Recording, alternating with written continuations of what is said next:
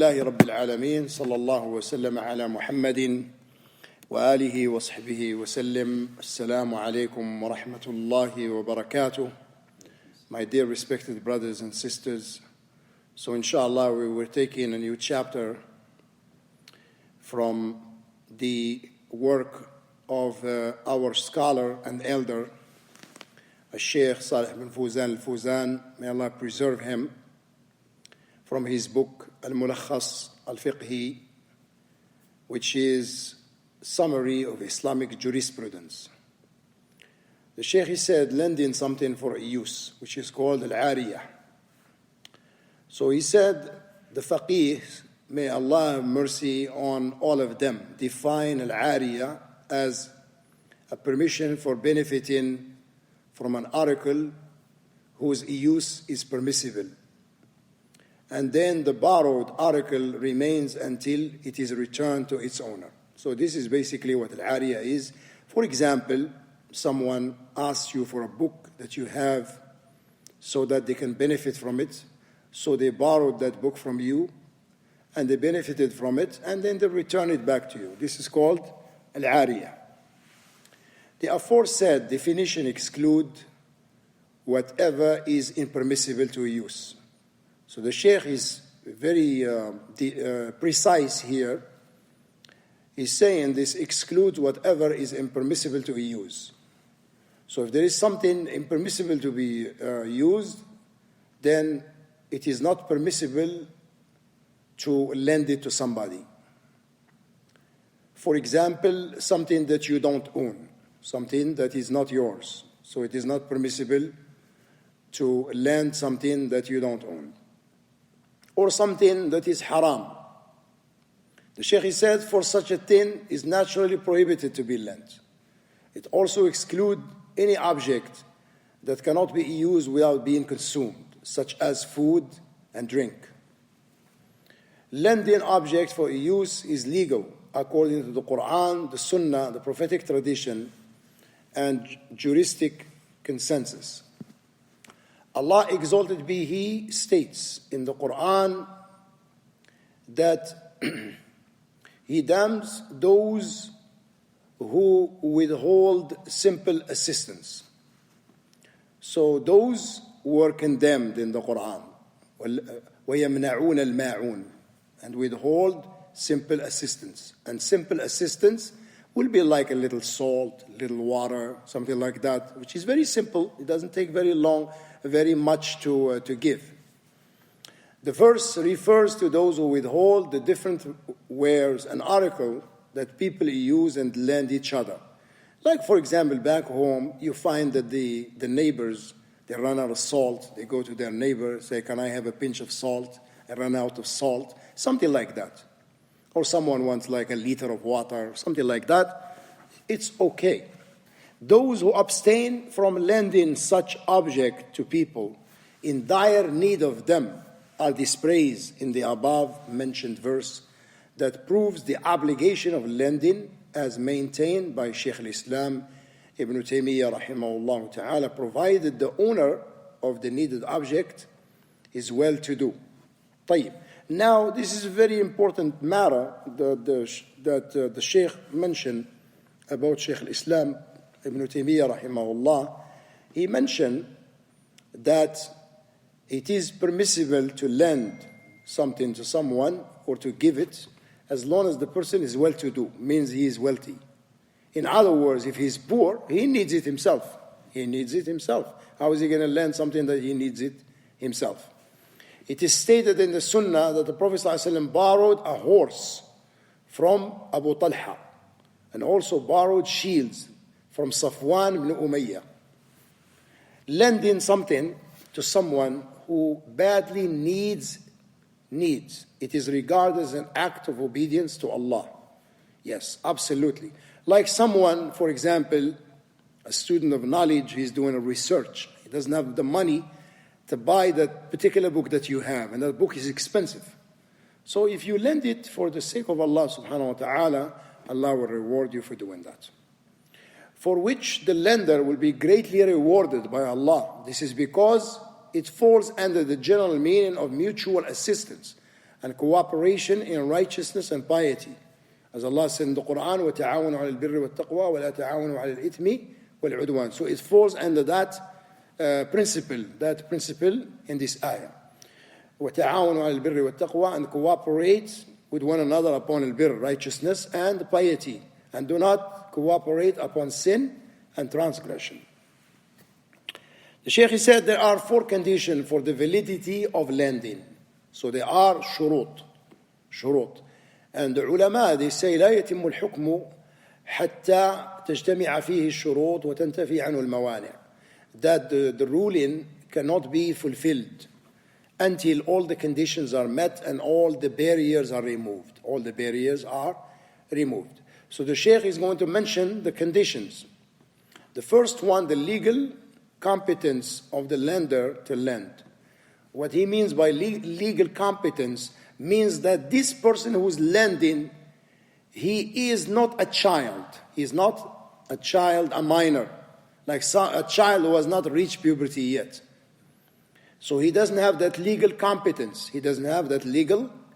So in other words, if someone is a majnoon, is an insane person, then he would not be, this condition has to be there. It has to be what? He has to be sane. He has to be sane, not insane.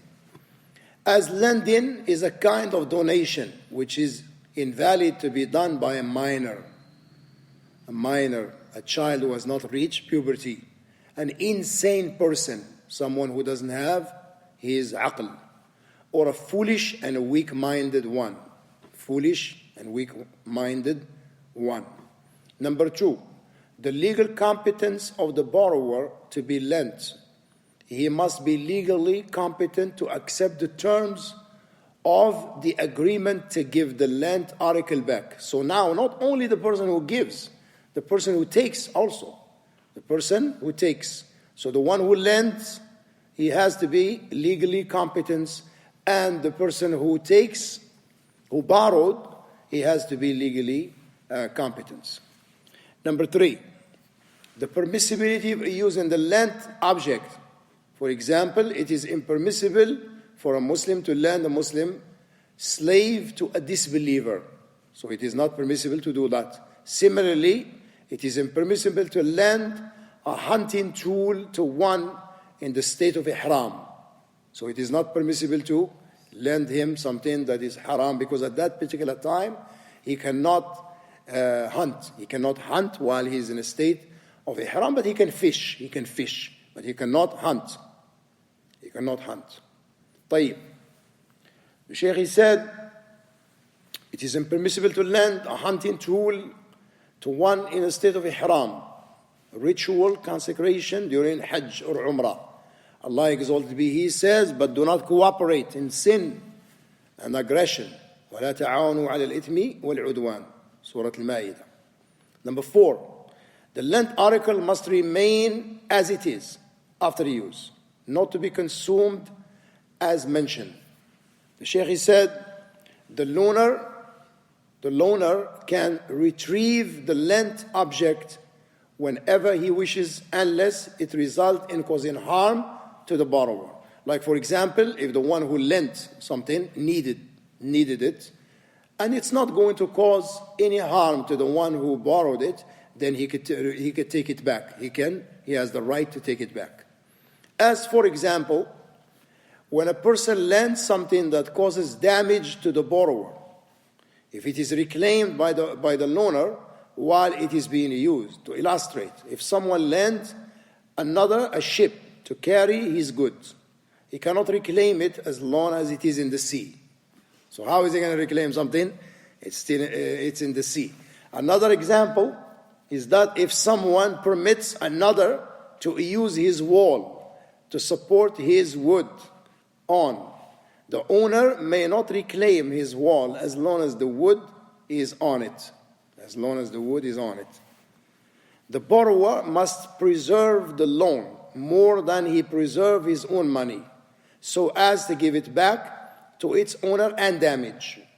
Allah exalted be He says, the meaning of which, indeed Allah commands you to render trust to whom they are due. إن الله يأمركم أن تؤدوا الأمانات إلى أهلها. Surah An-Nisa, Ayah 58.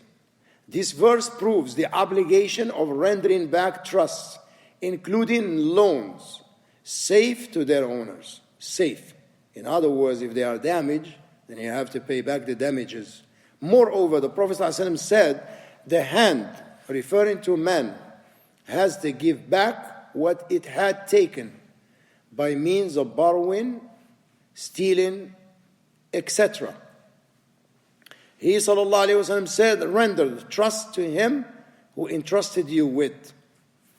The above legal texts prove the obligation of safekeeping whatever one is entrusted with and returning it in a good condition to its owner. Loans are indicated in the general meaning of these texts, as the borrower is in fact entrusted with what he borrows, and he is obligated to return it. He is only permitted to use it within the limit of its usual usage. Thus, it is impermissible for a borrower to overuse the borrowed object in a way that may damage it, nor is he permitted to use it unsuitably or improperly, for he is not given permission to use it that way. Allah exalted be He says, is the reward for good anything but good? هل جزاء الإحسان إلا الإحسان. If the borrower uses the loan for any purpose other than that for which it has been lent, and thus it is damaged, he has to compensate for it. As the Prophet ﷺ said, the hand, referring to a man, has to give back what he had taken by means of borrowing, stealing, etc. Related by the five compilers of hadith, and Al-Hakim regarded it as sahih. This hadith proves the obligation of returning whatever one has borrowed from another, and that one is not free from this duty except through returning the loan to its owner or to someone on his behalf. However, if the borrowed object is damaged while being properly used, the borrower is not financially liable for it. So if the borrower used it as he's supposed to and it got damaged, there is nothing upon him. He's not liable. He's not liable for that, as the lender has permitted him for such proper utilization. Like, for example, al-khabbaz, the baker, the people, they bring him the dough, right? They bring him the dough, and he bakes the dough, right? So they give him permission to, and then, of course, they pay him at the end. So if one of the dough got burnt, there's nothing upon him. He doesn't have to pay back the damages because you gave him permission. Likewise, a doctor, you sign a document before the operation, and if he did not do any malpractice, then there is nothing upon him. There is nothing upon the doctor. But if it was his error, that's a different story. But if it was not his error, then there is nothing upon him. The Shaykh, he said, Hafidhahullah Ta'ala, he said, he's not obliged to make up for any damage resulting from such permitted use. Permitted. So in other words, if it was impermitted, then he has to pay back the damages. It is impermissible for the owner to lend the borrowed thing, because whoever is permitted to use something is not permitted to lend it to someone else. So if someone lent you like a car, then you cannot lend it to somebody else to drive it.